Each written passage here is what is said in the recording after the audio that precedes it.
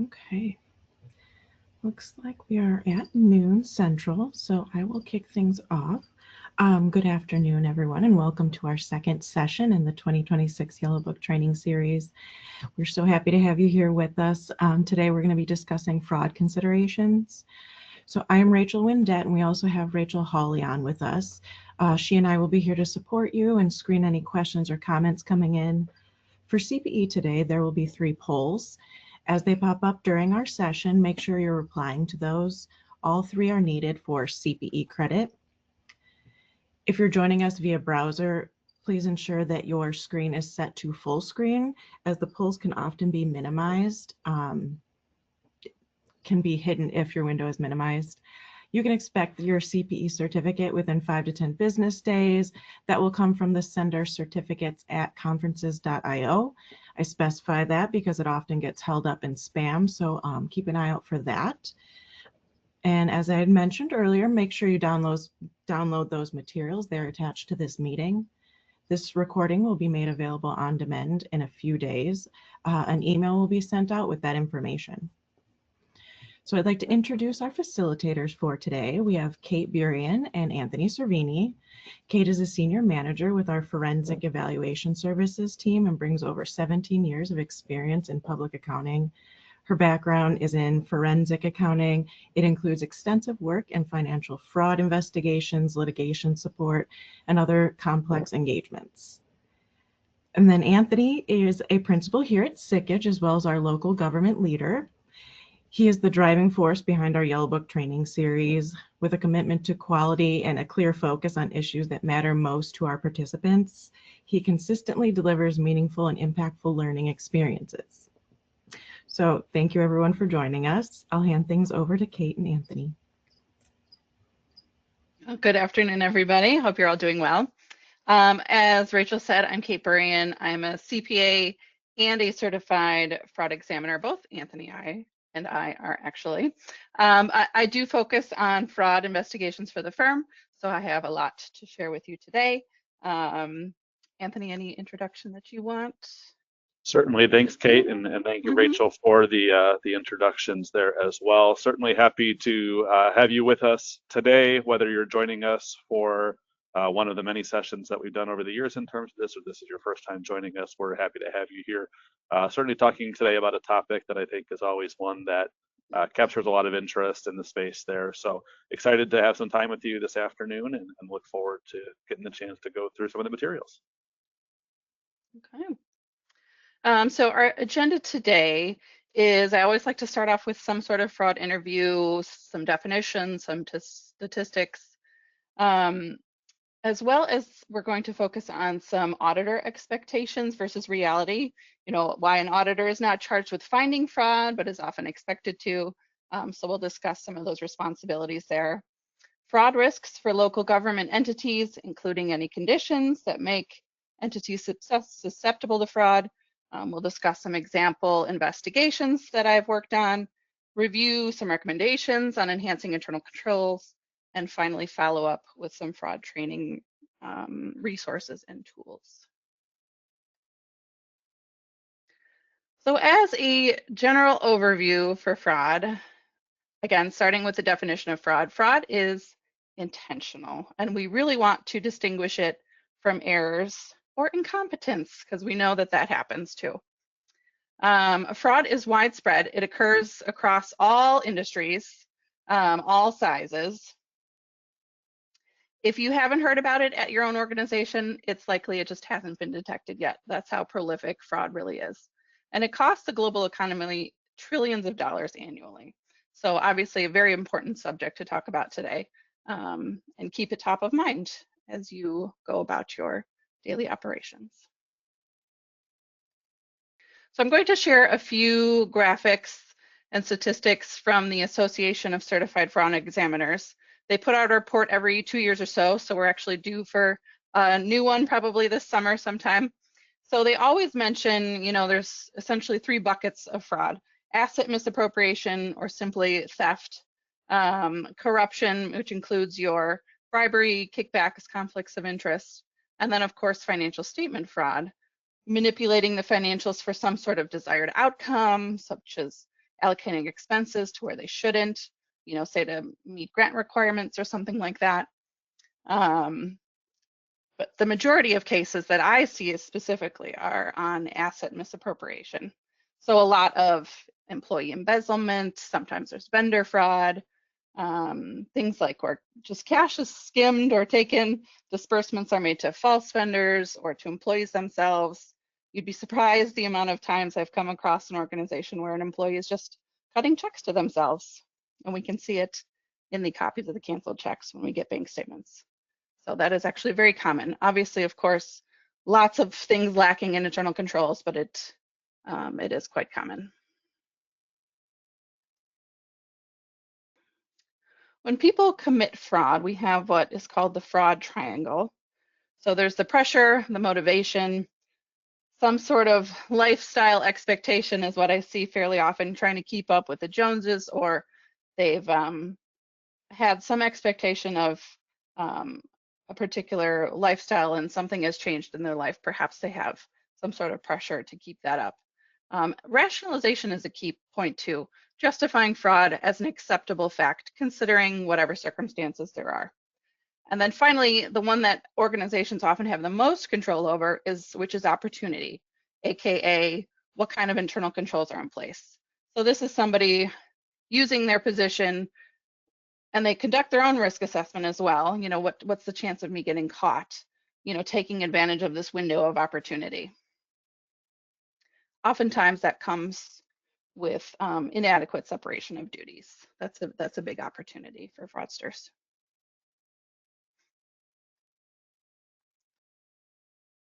Some red flags you might see for people that perpetuate fraud are often living beyond their means. So these are the types of things that you might see for somebody who's committing fraud. And it's something we like to point out so that everybody has an idea of what a red flag might be. So this is why we often suggest fraud awareness training for all levels of employees, just to be aware of what might be going on with what red flags people might be displaying, just so that people keep an ear open, you know, eyes open, ears open on what could be happening to their organization. So one of the most egregious instances I've had of someone living beyond their means was we had a part-time payroll clerk with a shopping addiction for luxury goods and a propensity to cover expensive vacations for their friends and family. And kind of people would notice, but they would, you know, try explaining it away. You know, oh, my partner gets, you know, makes a lot of money. But of course, this person had been cutting checks to themselves essentially for the amount of their annual salary on a regular basis. So they were very much so living beyond their means. The next graphic, I'm sure many of you might be familiar with if you've heard of initial, you know, the ways that fraud is initially detected, and that's often through a tip. That is ACFE's big thing. You know, we need a way to facilitate tips and how to get tips so that we can hear of these instances, these red flags that maybe somebody noticed or something suspicious is happening. And so there needs to be a way to facilitate receiving those tips and initiating an investigation.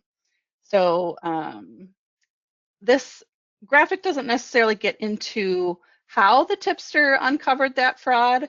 So that might be a little bit lacking. It might be some, you know, percentage might go to some of these other categories, but you still want to have some sort of mechanism to receive tips. So we always recommend a hotline in that instance. So just a couple stats for you to get us going on thinking about fraud. So we will start with our first polling question.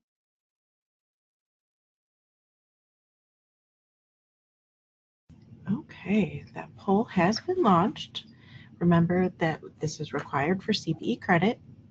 Has your organization ever experienced fraud?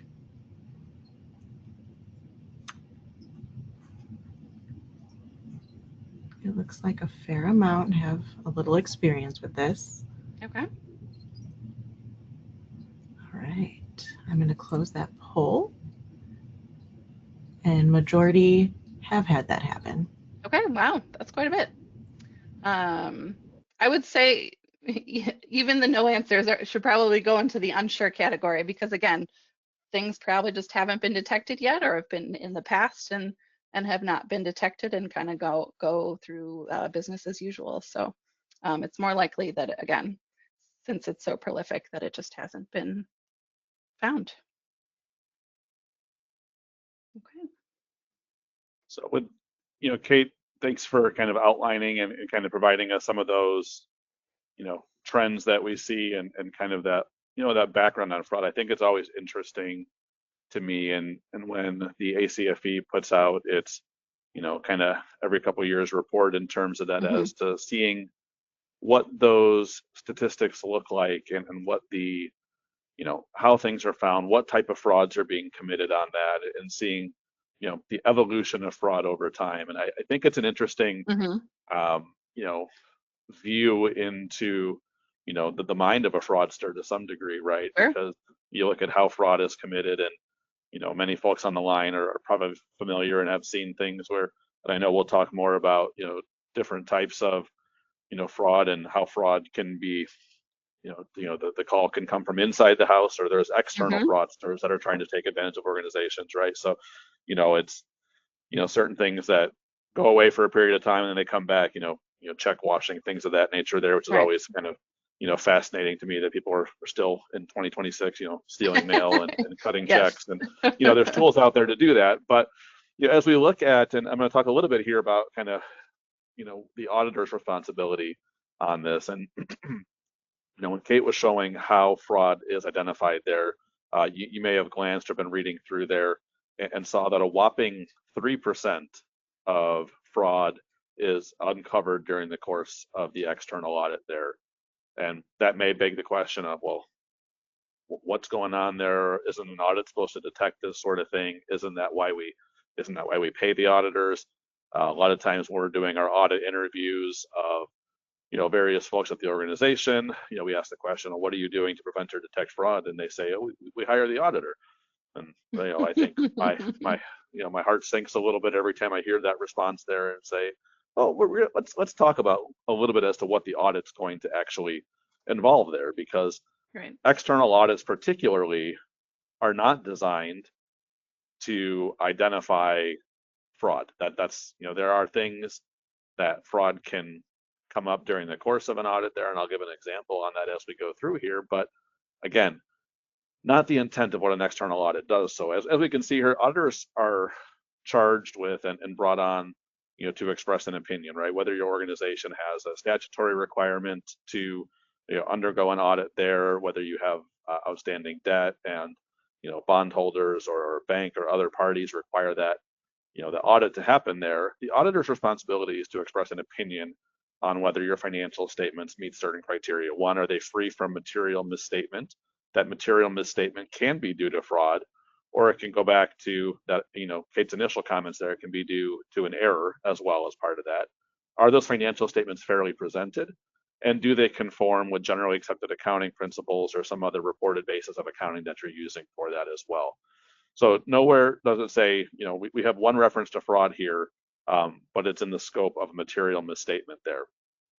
Now, it's important to differentiate as we think about materiality and that side of things, that what might be material to an auditor rendering an opinion on the financial statements versus what you consider material can be a very, very different discussion. You might say, Anthony, any fraud, anybody taking anything from our organization that they're not, that's misappropriated from us there is material to me. And I would agree with that, right? Any sort of breakdown in your control process that would allow for that is something that should be a point of concern there. So, but again, auditors are looking for that material misstatement due to fraud or error there. Auditors also have a responsibility to report certain things to management and those charged with governance, particularly items that are noted in the auditing standards that elevate to the level of what we call a significant deficiency or material weakness. From a severity standpoint there, those are the two most severe types of comments that we can have, from an audit standpoint there. And ultimately, it says, hey, there's a really impactful risk here, or something that happened that you need to be aware of there. And that's one of the mechanisms that we have to communicate that as part of the audit process there as well. We're also required to communicate specific matters to the board and stakeholders there. Generally, those are things that maybe are discussed at the conclusion of the audit there, or in a separate communication letter there. But we're going to talk about, hey, are there new accounting policies? What are some of the estimates that were encompassed as part of the audit? Are those subject to significant, input risk from a valuation standpoint, things of that nature there?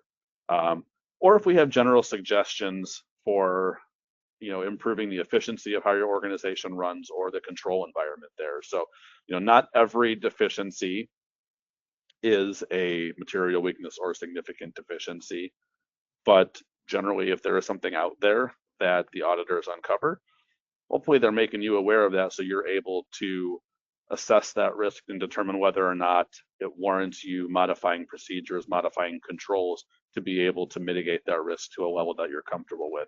And ultimately, that's a big piece of what the auditors are going to recommend.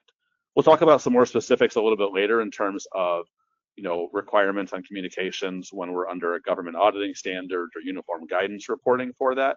But on the next slide here, we run into this issue as to what are some of the barriers we run into to finding fraud, and why isn't fraud found in a financial statement audit? And there's a variety of reasons for that. Despite, as Kate outlined for us, the simplicity sometimes of some of these fraud schemes, cutting checks to an individual, cutting checks to themselves, or adding themselves as a somebody to a ghost payroll there, and having, oh, okay, well, this is actually just going to go to my routing number or my account number there. Fraud is intended to be hidden. You'll say, duh, Anthony, it's about as obvious of a statement as you can have as part of that. But ultimately, people intend to hide that, and oftentimes they'll start small, right? You might not notice it, and then they build upon that, and they build upon it. When Kate was going through the fraud triangle for us, right, that rationalization step there, one of the things that can happen in a rationalization standpoint is somebody maybe gets so deep into a fraud that they don't know the way out of it. And so they just kind of continue down that path there because that's all they know what to do, and they've become so ingrained in it there. But again, the audit test, particularly when somebody is intending to conceal a certain transaction or class of transactions for that there, maybe they're doing it in amounts that are smaller and aggregated over time, but there's not an audit test that's been designed to address that. One of the things that's an inherent risk in every audit, and it's communicated in significant risk communications there, is this inherent risk that management has the opportunity to override controls. Management override of controls presents a whole different set of challenges there. So being able to say, okay, well, you might have great control system in place there. And we talk about this at length in, longer form internal control courses here, is controls are a great tool if they're designed well to start, and if they're monitored and actually tracked on a go-forward basis there. It's that second part of that equation that people struggle with, and where we see these issues come into play, because ultimately people say, okay, well, I've got this in place, I'm in a good spot for it there. Then it becomes, oh, well, we fall into maybe old habits, or, we're really on board with the control to start off, and then we pull it back and say, okay, well, this is pretty cumbersome, I'm going to simplify this, and then we lose the efficacy of those controls. Audits are also point in time measurements there, right? We're looking at a balance sheet as a particular point in time, as well as looking at the income statement for that year there. But we're sampling. We're not looking at we're not looking at the full population in terms of what's out there. And even if we were looking at the full population, it very well still could go undetected as part of that process as well. And then finally, you have, this, auditors are working with the folks generally within the finance office or its equivalent for that there.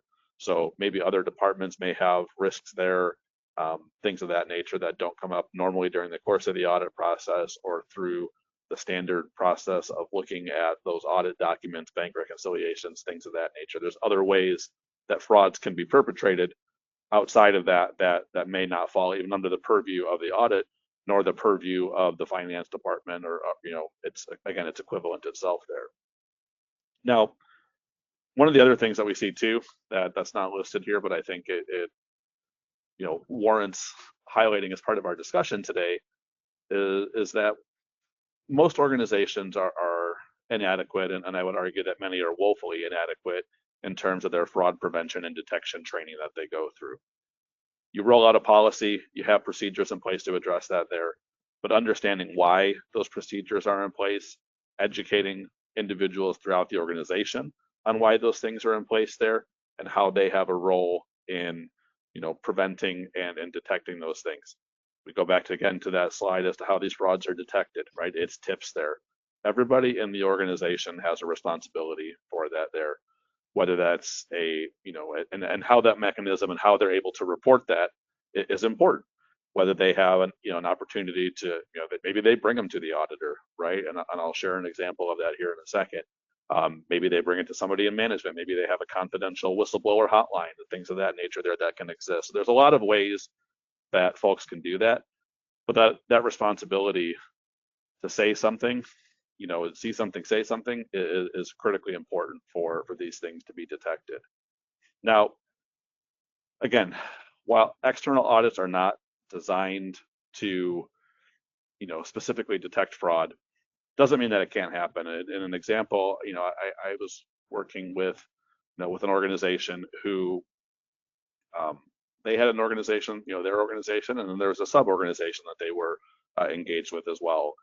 During our standard audit interview process, our fraud risk assessment questionnaires, meeting with different staff and different individuals throughout the organization, we said, do you have any concerns, any particular areas that you don't feel have appropriate oversight, things of that nature, going through that discussion there. And they said, hey, there's some questionable credit card spending in this department. Can you guys take a look at that as part of the audit process? Of course, we kind of modified our risk assessment. We looked at that and then said, okay, let's see what's there.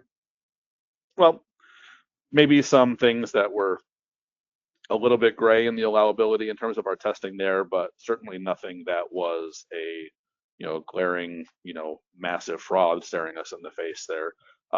Also, much to our chagrin, when people are committing fraud, they don't label it as fraud in the general ledger or the financial statements there. It's not a clear-cut way to find that. But that conversation, that individual bringing up that concern there led us to say, hey, what's your involvement with this other organization? How much funding is going into it? And the individual that you had concerns about in, company A, they're wearing a pretty robust and playing a pretty big role in company B. What's going on there?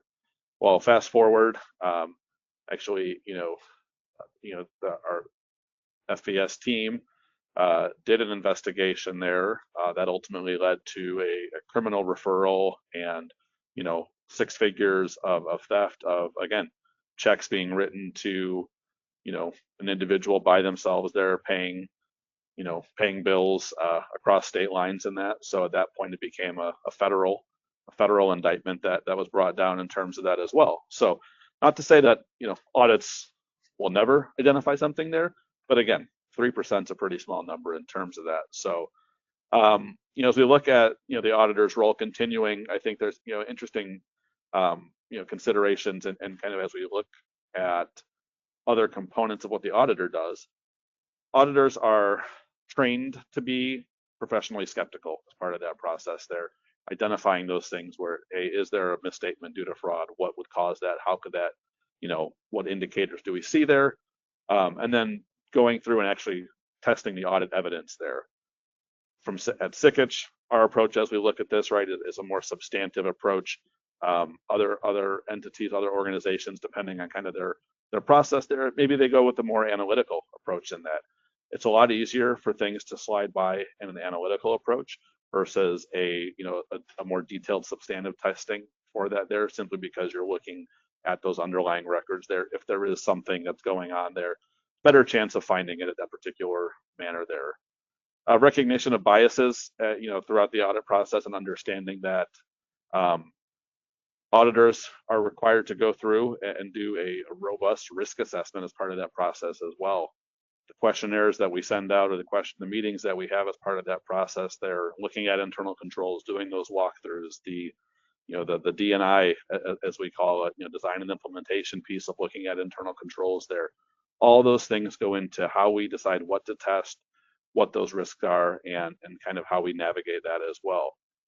And then the other part too that's written into the audit standards themselves is having this component of unpredictability within this, the audit procedures for that as well. If you go out there and test the same accounts every year, look at the same things every year and the same process every year, well, if somebody wants to commit a fraud at that particular point in time, that gives them a lot more of an opportunity to go through and do that, and maybe slip it past an audit there because they kind of know where to bury it in the system there. So, Kate, anything you wanted to share in terms of kind of the graphics here on the our pie chart over here as well? Yeah, so the graphic here reflects conditions that would make an organization susceptible to fraud.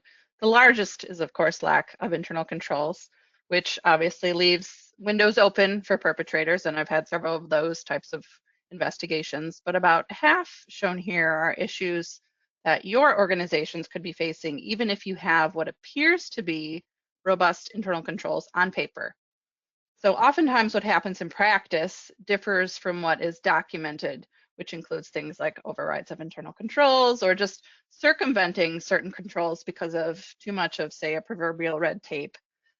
So we want to try to strike a balance to ensure controls are manageable to the organization while still being effective. So that's kind of what we want to bridge there. And I think as we look at some of the continuing requirements on our next slide here, Kate, with government auditing standards too, but as we kind of close the loop on the auditor's responsibility, but also pushing you all to kind of think about this through a different lens as well.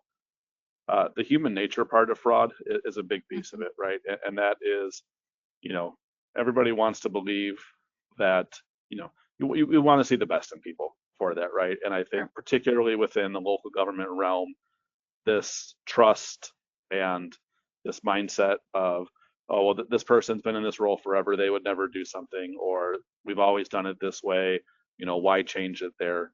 I'll challenge you from an auditor standpoint. I know, Kate, you feel this way from kind of on the, generally if Kate gets involved, it's too late in the process for you there. I'd say something's already gone down for it there, but you can trust and look for the best in people for that. But again, it's that idea of trust but verify with that as well. Sure. And I think that's an important kind of mantra to take away is, I trust you. You can go pick up my kids from school, but at the same point too, I'm still gonna go through and sign off on this invoice and make sure that I have the detail that I need to do that, and not for a lack of trust of you. It's because we have those safeguards in place to cover everybody. So. Reporting requirements here, I mentioned government auditing standards, uniform guidance, to briefly a couple of highlights on these as well. Basically, this ups the ante and creates a little bit more oversight and a little bit more responsibility for the auditors on this. So under a government auditing standards audit, when there is a material or pervasive fraud, whether identified or suspected there, relevant information related to that does need to be included in the auditor's report on internal control over financial reporting and compliance there. If the fraud's not material, but still merits the attention of those charged with governance, then the auditors, again, are going to, should be providing that correspondence to the appropriate officials via some sort of a management letter there as well. So it is, again, those things do have to be communicated there. Also on the uniform guidance then, as we look at the uniform guidance side of things here, right, again, higher standard, higher level of expectations and requirements set out for the auditors as part of uniform guidance audit here. So going through and looking at this, an auditor must report any known or likely fraud that affects federal awards and have an audit finding related to that, as well as reporting in the schedule of findings and question costs on that.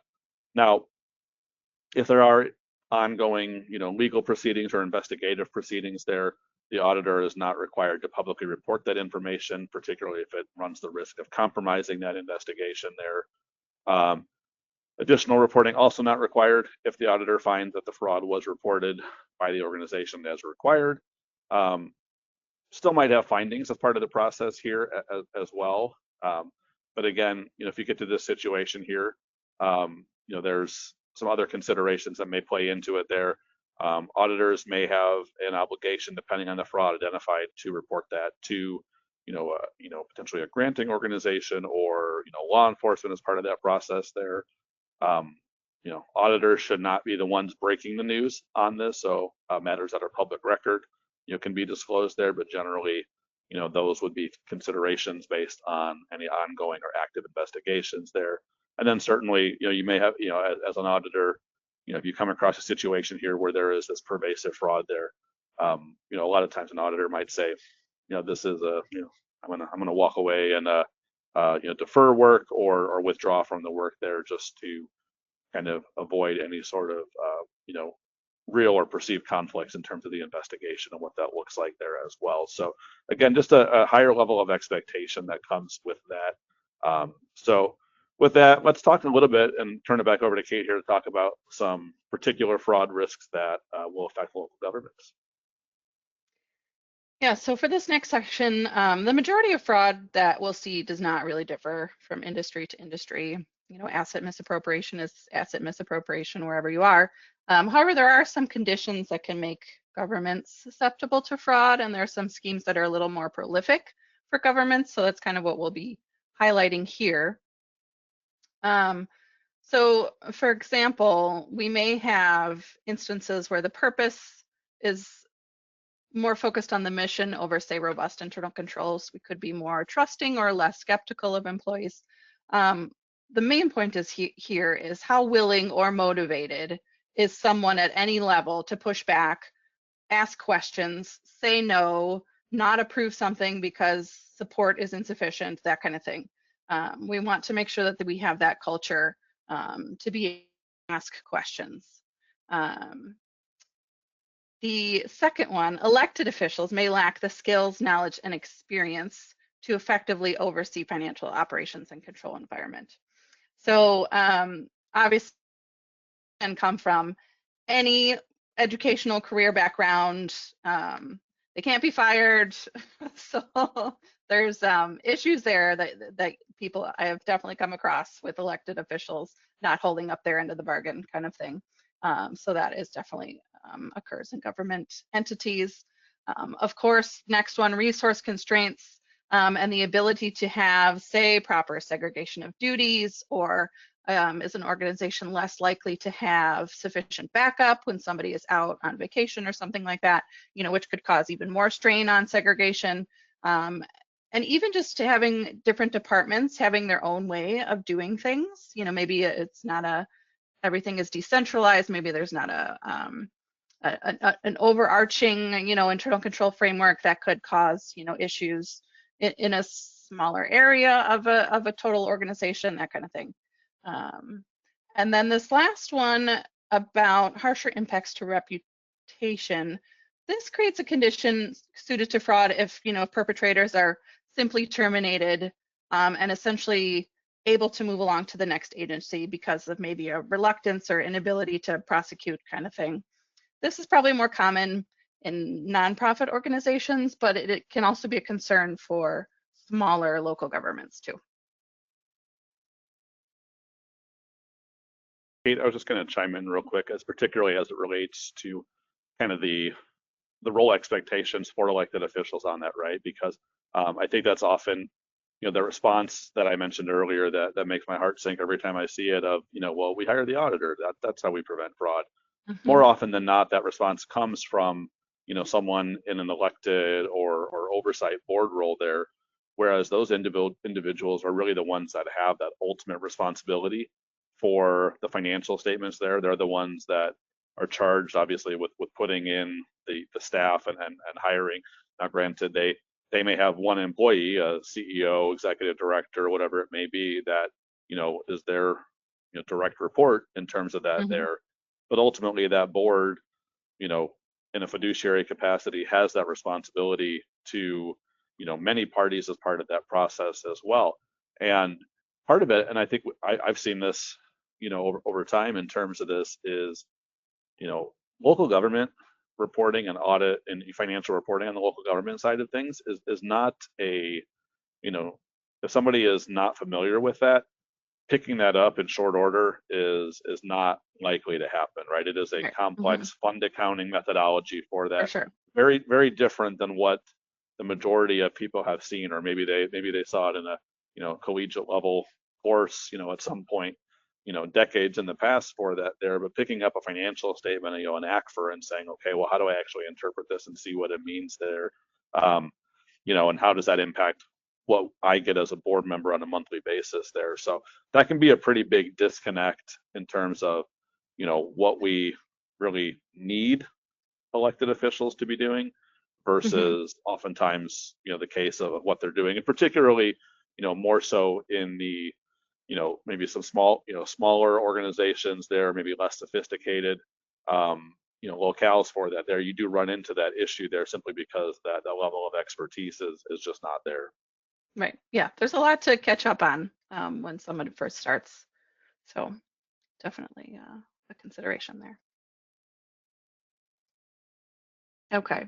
So in terms of some schemes, a little more prolific in, let's say, a local government, the first two are more on the financial statement side, misuse of restricted revenue streams or manipulation of the allocation of expenditures. So there can be a lot of restrictions on the receipt and use of certain, and this creates pressure, justifiably, to ensure funds are being used appropriately. However, given opportunities, that may present the opportunity to misuse or manipulate some of those allocations there. Intercepted electronic payments. We've been seeing this a lot more lately, especially in the last few years, especially since there are requirements to publish the names of vendors, how much they're paid, so that information can be used to spoof emails to, say, change payment information to go to some fraudster to be picking up maybe your very large contractor payment that you didn't mean to go there. So we always want to make sure there are procedures in place for payment changes, things like making test deposits, calling an established contact at the vendor or contractor to confirm the change, making sure that those happen. Then the misuse of public office for personal gain, classic government scheme of corruption there. This could be seen in the form of, kickbacks, bribery, just conflicts of interest in general, steering contracts to friends or family, just making sure that there's a robust disclosure policy regarding potential conflicts, ensuring due diligence is performed on vendors and contractors, and just, of course, being alert for any preferential treatment. And then in terms of beneficiary schemes, this could include people submitting falsified eligibility. There could be fictitious beneficiaries and false claims. I had one instance where there was a rebate program where auto repair shops could submit an invoice, if they repaired like the air conditioning on older cars. It's kind of like a clean air rebate program. And these certain shops were flagged for submitting marked up invoices for reimbursement. So we were able to go in there and kind of look and see, since they're all replacing similar parts, we could kind of do searches on, what should be the general range of these types of parts and things like that, and saw that they had been inflating their claims there. Yeah, healthcare, another big area where we see that all the time, right? Yeah. It's a whole sub-industry of healthcare, it seems many times. Looking at things from a grant standpoint here, right? Obviously, the last several years, ARPA and other major grant sources here presented and really, say, kind of put grants in the spotlight here. Now as we're at the point where ARPA funds, if they weren't obligated, our Treasury is working on clawing back those dollars on there as well. But significant risk when it comes to to grants as well. ARPA presented its own unique set of challenges there because it was a lot of distribution of the money, and then we'll get to the rules later in terms of that, which still kind of gives me a hair on the back of my neck standing up thinking about that, for the amount of dollars that were part of that process there as well. But grants, again, oftentimes decentralized, as Kate mentioned, in terms of one of the risk factors that is considered for that. But what can happen with grants here, right? So what are some of the things? Double dipping, pretty common in terms of, somebody trying to say, okay, I'm going to submit the same expense to, different granting bodies as part of this, and potentially get reimbursed under the same process there. Non-compliance with grants presents a, can be a fraud risk as part of that as well in terms of meeting requirements. There might be reporting or performance requirements that come with that as well. Conflicts of interest. Again, this is one that can happen in terms of it, particularly where, you know, if it's known, certainly, but even when it's unknown, this is maybe falls within the error realm, is that maybe somebody has a relationship somewhere that wasn't disclosed, or they didn't do, economic interest considerations weren't at the level that they needed to be for that there. So if you're purchasing or hiring from related parties on that, those are what we consider less than arm's length transactions there. Or if there are particular, vendors or awards that are being made with undue influence there. Misrepresentation can also be, in part of the equation as well there. As we look at pools of cost there, we're charging those based on other factors, maybe a budget, maybe on indirect rates across several grants, exceeding those administrative costs across the board there as well. Again, ultimately submitting more things to these grants that can, can be fraudulent there, and the sophisticated fraudster, may very well, knowing the complexity of these grant programs, be able to take advantage of that. When we look at that and kind of go back to the, our incentives or pressures as we look at the, fraud risk factors that are out there. And if we go kind of go to the next slide here, Kate, but if we look at the, kind of, again, those triangle considerations on that as well here, what are some of the things that we see here? We might have an aggressive budget or program goals for a particular grant they're trying to, and that's not a bad thing necessarily, being aggressive for that, right? You're trying to maximize the value of a grant and those dollars for the benefit of your constituents, your taxpayers. Those are, on the receiving end of that. But there's always that balance between, being aggressive, but to the point where it's actually attainable as part of that as well. If there's expected, changes in laws or regulations related to grants there, we reference executive orders as an example here. There's been just a few executive orders issued in the last 14 months in terms of that, right? So as you look at these, and a lot of those did impact grants and, the efforts that were made at the federal level to rein in some of the spending on certain things there, what that impact looks like on your organization's financial health if you have grants that were tied to those certain things. Many people have been in that situation over the last year plus time on that. If you have a combination grant, maybe fixed price and cost reimbursement, so you have a component there, may create incentives and opportunities to kind of get a little bit creative with the accounting on that, so you can see a fraud in that realm. And then if you have financial pressure, right? We saw pressure as one of the things that was again, part of that triangle there. Are we starting to look for, okay, well, we need to spend this money. What else can we allocate to this grant? And maybe it wasn't something that was grant eligible for that. And then, knowingly doing that, again, it is a fraud, and it is fraudulent in its action there. If we look at the opportunities there, opportunities under on the grant standpoint here. Again, we talked about this already, the significant increase in funds without the organizational structure to support it.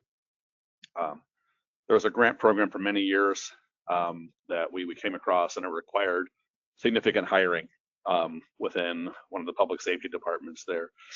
Many of you may have be familiar with the grant. I won't call it out by name, but basically required increased personnel in a department there, provided grant funding for a period of time for that there. And then required, that individual to stay employed for a certain period of time in terms of that there. Many of the organizations said, okay, well, we can, increase our hiring and increase our, service levels in this department here, only to find out when it came to actually paying the individual when the grant funds ran out, became, oh, this is, we don't have the means to be able to do this. This is why for many of our large ARPA recipients, we've had these conversations too, is, be thoughtful in terms of how you're spending this money, because this is a well that will dry up. And, are you going to make decisions now that you have to pay for in 2 years when you don't have this funding source coming in there as well? So, played a huge risk, even more so in the last several years, obviously, with the volume of grant dollars coming in. Lack of appropriate segregation of duties or proper checks and balances in place. ding, ding, ding, number one way that fraud gets committed there is people have too much control and not enough oversight there. Whether it's grants or literally any other transaction class that we look at there. If there's, you have the materials in front of you, or you printed something out here, circle, highlight, star it, whatever you need to do to call your attention to that there. That is more often than not the biggest risk that is out there. Old, outdated accounting systems. Particularly, maybe decentralized departments, maybe they have a subsystem that's not talking to the main ERP system there. Maybe you're on an older system there. Maybe you're not using the system that you have to kind of the extent that you can, because for a variety of reasons on that. But again, being mindful of system limitations or system challenges that come there. And I've already talked about kind of the last one here, they've been here forever. We've always done it this way. Why would anything need to change there? So, that's just the nature of, and it's, government gets that rap, but it happens across the board there. We have that built into place there. As we look at kind of the final piece for grants, they're looking at the attitudes or rationalization piece of the triangle here, right? Insufficient oversight. If I pair that with the lack of segregation of duties or lack of, controls in place there with insufficient oversight there, that does provide key ingredients for a recipe. Unfortunately, it's not a recipe that you want to be making. So be mindful of that as you look at that. Lack of communication on tone at the top is an area, right, where, if management is not outright in terms of its expectations and outlining, those ethical priorities and ethical expectations for the organization there, that can foster a culture that lacks in being able to do things there. And then finally, this idea that, fostering a perception among staff that, oh, you deserve a little bit more because you work in this space, and, maybe you're a little bit under kind of what you could make in another industry for that as well there. Well, that mindset is simply one that, not conducive to, people making the right choices there, but it does allow them, and it, does provide that rationalization for that. So with that, we're going to launch our second polling question of the day. So which fraud scheme or what fraud scheme are you most concerned about impacting your organization? An employee cutting checks to themselves or a false vendor, theft, manipulation of the financial statements, or abuse of organizational resources such as excessive spending. Okay, answers are coming in. As a friendly reminder, we do require this for CPE credit. So this is our second poll today. Give everyone a couple more seconds to reply. A more clear-cut responses here on this one versus our first polling question here. Folks worried about that abuse of company resources and excessive spending there, with theft coming in second, and financial statement manipulation and kind of the false vendors or false checks kind of coming in close third and fourth there. So the exciting part here as we kind of move into the case studies section here, but this is always okay, well, we've talked about the theory, we've talked about the different ways and things that are the actual risk there, but Kate's going to tell us a little bit of some examples here as to what did folks actually do and what did we learn from it. Yeah, so I have a few examples for you all on investigations I've worked on.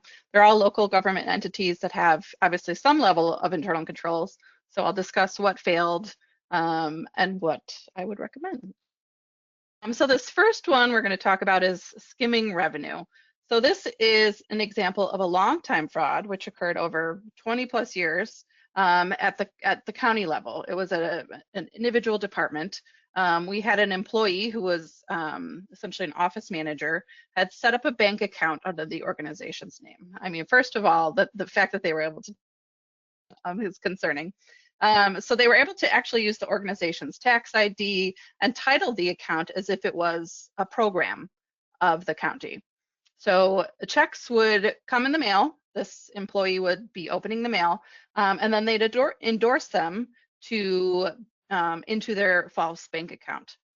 And so when that wasn't enough, they started to force additional checks in the mail. And so what I mean by that is they would submit invoices that the department that had already paid and then request a refund to be mailed back to the department. And then of course they would intercept them and put them in their false bank account.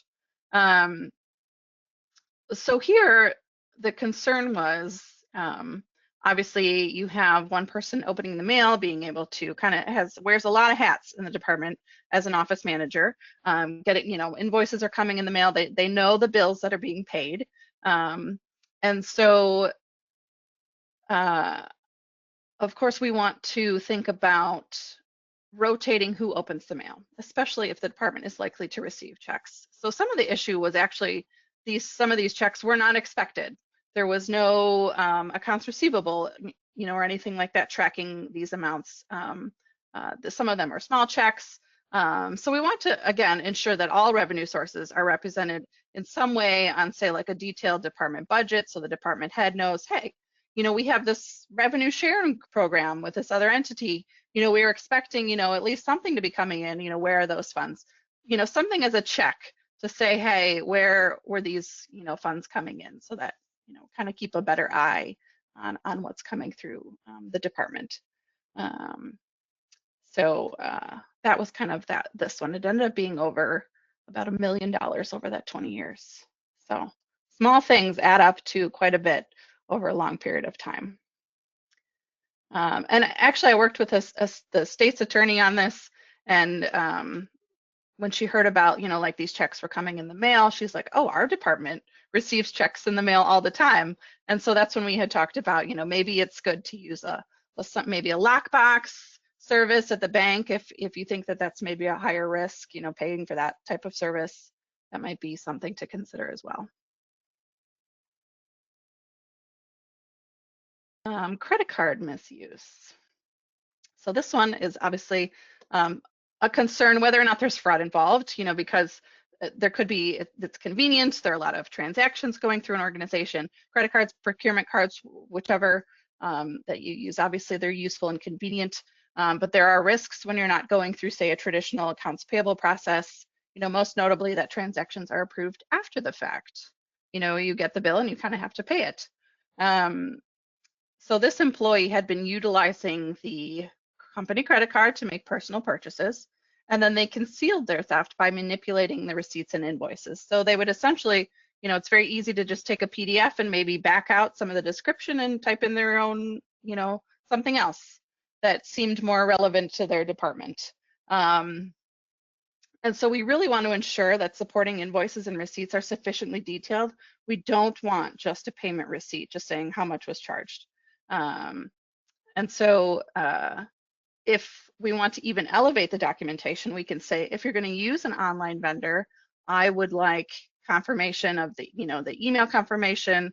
I would like the invoice you received. Maybe I should receive, a snapshot of the website, just to make sure that we have a lot of documentation on what's being charged to credit cards. If you'd like to elevate the level of documentation there, if you think it's getting maybe a little bit too much is being charged to the credit card. Also centralizing logins, like for example, Amazon Business, you have a centralized login there. You can review the purchase history to make sure that you have access to that. So if you do have concerns, you can go back and say, here's the original receipt, and yet the one that you submitted was, you changed some of the description. And I would also include something like a reasonableness check in the approval process. So this employee would, you'd have the vendor, and then he would change the description of the purchase, but there was kind of a mismatch between what was purchased and what the vendor is. So maybe just checking to say, hey, is this something that this vendor or merchant sells to begin with? And second of all, is this something we could have maybe just purchased locally at a local hardware store, as opposed to having to go to eBay to procure this particular item? So just having something like that with credit cards. If you currently actually deal with credit cards and are about ready to shut them off, maybe because of potential risks, or maybe there's an over-reliance on the convenience, you can consider definitely scaling back. You could also consider pre-approving certain purchases, maybe over a certain dollar threshold or for a certain department, that kind of thing. I would caution, however, letting employees use their personal cards and then getting reimbursed. Because if there are people who maybe regularly travel or otherwise have a need for a credit card, they really should be using a corporate card, because then that way you have some control over knowing the date of the transaction, the merchant, and the amount. Versus, you know, in our world of AI now, I can generate any type of receipt and submit that for reimbursement, and you'd be none the wiser. So even if you are turned off by credit cards right now, again, I would caution doing reimbursements instead. Kate, I think for the sake of time here, as we get towards the bottom of the hour, Yes. maybe we'll skip this case study and then kind of Sure. pop into just some of the recommendations that we have for folks. Yes. On the grantee responsibility side, just as a quick highlight for folks there, Yep. as a grantee, you do have responsibility for overseeing and managing, you know, any grants there and kind of how that looks there. So if you do have any reports of identified or suspected fraud, you know, the materials in here, you can go to the website or find the hotline to reach out and do that. But, you know, as we look at some, you know, kind of what are some things that you can do to enhance those internal control process here, we'll kind of close out with that for you today. Yeah, if I were to give you like a one-page snapshot on what I'd recommend, this is essentially it. Making sure your employees know that they're being held to a high standard and that they are stewards of the organization's resources. Training is so important for every level, just that fraud awareness training and that knowing that everyone has some sort of role to play in prevention and detection. Establishing a hotline and an incident management protocol. So if you get a tip, do you know what you're going to do next? That's what the protocol is about. Insurance. So things like a fidelity bond or making sure there's an employee dishonesty clause. Sometimes if a fraud occurs, that might be the only way you recuperate some of those losses. So ensuring that you kind of have that insurance.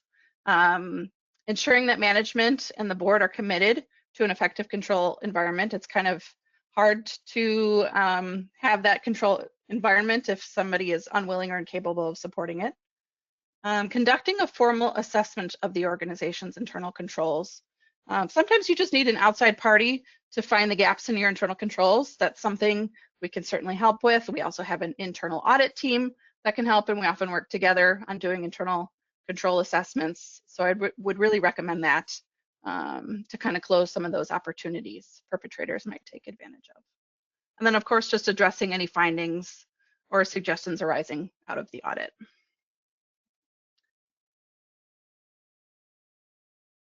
Within a compliance and ethics program here, you know, maintaining a program is key for this, right? And you can kind of take a look through some of the various components here. But I think, you know, the middle of the, you know, middle point here is one that really stands out to me. Communicating and training on those policies and procedures that you have in place, not only when the individual is hired, but periodically, you know, throughout their employment to reestablish and reaffirm what those standards are. The rest of it, pretty common sense in terms of this, you know, hire well, make sure you have a good process in place. If folks do have violations of those ethical standards that you have in place there, address those things, make sure that those individuals are held accountable for that. Again, the policy is only as good as the enforcement of that policy there. So if that's lacking, you're going to run into, issues there. You know, one of the other things on the next slide here that you'll see that we, you know, recommend doing and going through is a fraud risk assessment here. Now, while this is part of the audit process and we consider those things there, again, the auditors themselves are not part of your internal control process. If you think they are, again, you think incorrectly in terms of that. So what does that look like? How we navigate this? So again, some different ideas here kind of going through that process. So as we wrap up on time here, let's go ahead and launch our last poll of the day. So our last poll of the day here asks, what do you feel is most important for your organization to enhance your fraud prevention and detection? Fraud hotline, offering training, conducting a formal assessment, or ensuring that there's insurance coverage in place there. So again, our final polling question of the day, if you're looking for CPE credit, please make sure that you do go through and get your answers on this as well. While you're putting the questions, putting your responses in there, couple resources that we included there. Kate has some fraud training resources that she was able to provide there, as well as some federal tools that are out there, the GAO fraud tools that are in the materials as well. So do make sure that you download those. I think the last thing, Kate, maybe if as we close the poll here, it looks like most folks saying that formal assessment of internal controls, and I think we would agree that formal assessment and then training folks on that formal assessment, so between options B and C, if you will, here are probably the route to go in terms of that. But with that, just want to thank everyone for their time. Incident management protocol is one other thing, and Kate mentioned this in terms of looking at the kind of the enhancement of internal controls. Read through that as well.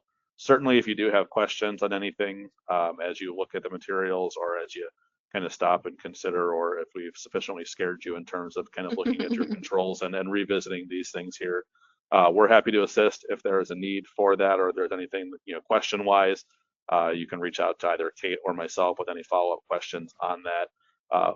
With that, as always, thank you for your time today. Hopefully you found this to be a beneficial and an informational session in terms of looking at fraud and some of the concerns that come with that. And I'm wishing everyone a great rest of their Wednesday. Thanks, everyone. Bye. Thank you. Have a good afternoon.